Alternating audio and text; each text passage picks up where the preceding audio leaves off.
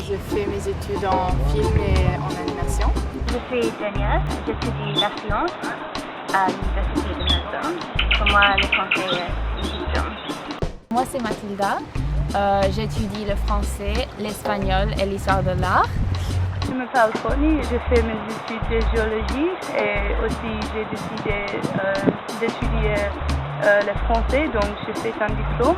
Alors pourquoi est-ce que tu as choisi de faire ce study tour en Nouvelle-Calédonie?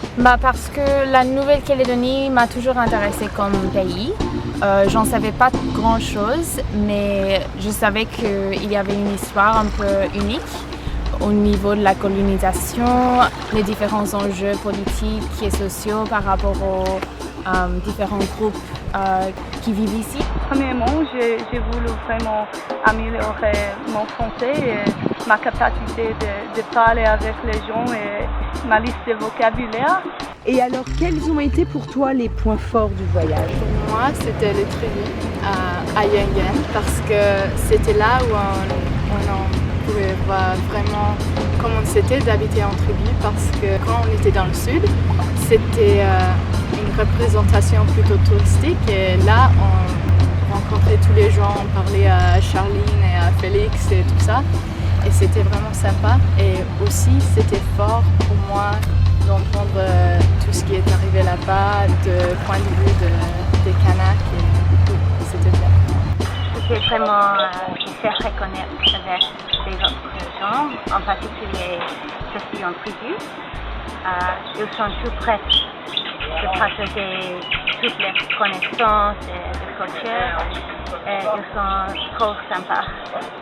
J'ai beaucoup aimé pouvoir rencontrer des étudiants locaux, les étudiants internationaux à la résidence où on a resté, mais aussi ceux qui sont de la Nouvelle-Calédonie qui nous ont aidés à faire un rallye. Et ça, c'était super pour avoir une perspective locale et voir comment est-ce que les gens ici vivent. Pendant le temps que j'ai passé ici, je me suis rendu compte qu'il y a un lien avec le français et puis la géologie ici, parce qu'en Nouvelle-Calédonie, il y a beaucoup de mines et c'est vraiment très important pour l'économie et particulièrement en relation de l'indépendance. Et alors, quels conseils donnerais-tu à des futurs étudiants qui voudraient faire ce tour?